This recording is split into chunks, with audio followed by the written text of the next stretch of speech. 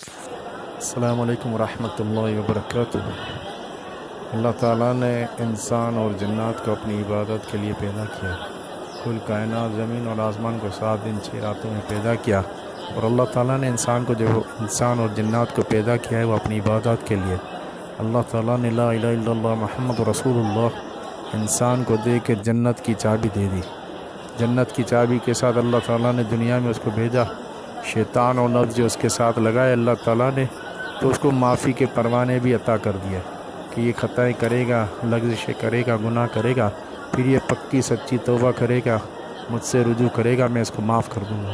तो अल्लाह ताला ने दुनिया में भी इंसान की रहनुमाई के लिए अल्लाह ताला ने दुनिया की चाबी माँ और बाप की सूरत में माँ बाप की सूरत में जो जन्नत की चाबी अता की। तो हमें चाहिए कि हम अपने माँ बाप को राज़ी करें कि माँ को और वालिद को खाली हंस मुस्कुरा के देखें तो अल्लाह हज और उम्रे का सवाब हमारे अकाउंटों में लिख देता है, अमाल नामे में हमारे लिख देता है हज और उम्रे का सवाब। खाली अपने माँ बाप को मुस्कुरा के देखना।